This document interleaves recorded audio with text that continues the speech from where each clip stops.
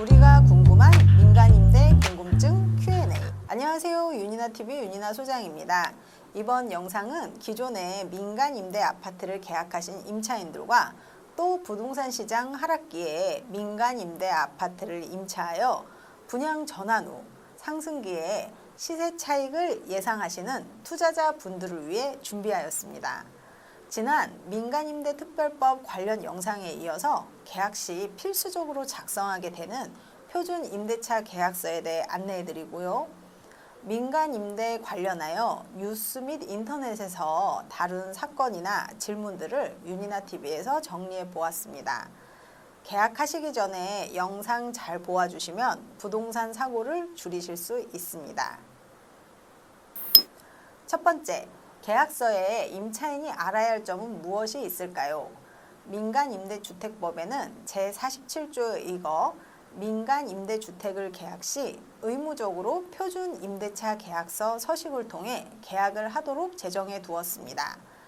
표준임대차 계약서를 보시면 기본적인 임차인이 지켜야 할 의무사항이 있는데요.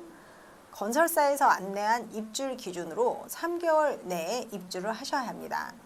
또한 월 임대료를 3개월 이상 연속하여 연체한 경우 계약이 해지될 수 있습니다. 계약서 제9조에는 수선 유지 보수에 대한 항목도 있는데요. 주택의 전용 부분과 내부 시설물에 임차인이 파손하거나 멸실한 부분 혹은 소모성 자재에 대한 보수 및 수선은 임차인의 부담으로 하고 있습니다. 계약 체결 때의 자세한 설명이 듣고 싶어요. 표준계약서 제14조에는 임대사업자의 설명 의무가 기재되어 있습니다. 설명 시 근거 자료도 제시해야 하는데요. 설명 내용에는 임대보증금 보증 가입에 관한 사항, 선순위 담보권 등 권리관계에 관한 사항, 임대 의무 기간 중 남아있는 기간, 임대료 증액 제한에 관한 사항, 임대차 계약의 해지 등에 대한 사항을 안내받으실 수 있고요. 임차인도 설명을 듣고 이해했음에 대한 서명을 하게 됩니다. 세 번째, 민간임대주택의 전대가 가능한가요? 표준계약서 제6조에는 기본적으로 임차인의 전대 행위를 금지해 두었습니다. 또한 민간임대주택의 경우도 모집 공고를 살펴보면 대부분 전대차에 대해서는 금지 조항이 있는 경우가 많습니다. 전대차라는 개념이 민간임대주택의 입법 취지와 맞지 않기 때문이죠.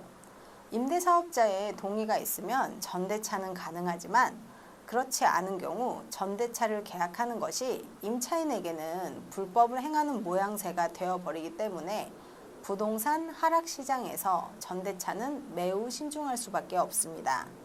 사회주택 관련 법률이 아직 미약한 우리나라에서는 전대차에 대한 정부 차원에서의 종합적인 보완이나 대책이 필요할 것으로 보입니다. 네 번째, 계약 시에 임대보증금 외에 추가로 내는 돈이 있어요. 대표적인 경우가 확정 분양권을 전제로 한 계약의 매매 예약금입니다. 주택사업자는 매매 예약 제도를 통해 임대 종료 후 소유권 이전을 약속해 주는데요. 법으로 보장되는 보증금과 달리 법적 제도가 없는 만큼 불공정 관행이 있을 수 있습니다. 매매 예약금이 어떻게 관리되고 보호가 되는지를 미리 확인하셔야 합니다. 또한 매매 예약금에 관한 부분만큼은 근거 법령 등의 미비로 대출이 불가할 수 있기 때문에 따로 자금을 준비하시는 편이 좋습니다.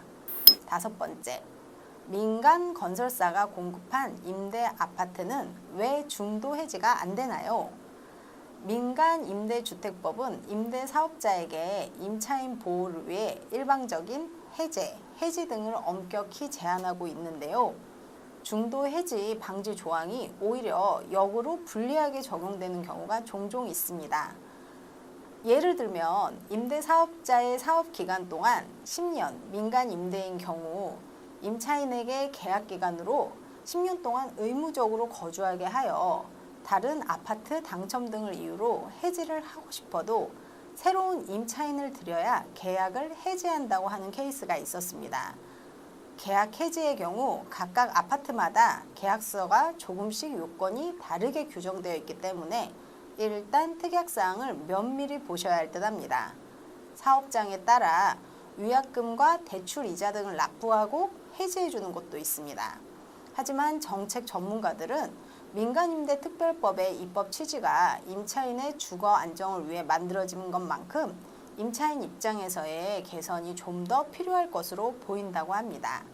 6번째, 협동조합 민간임대주택 계약 시 주의할 점은 무엇인가요?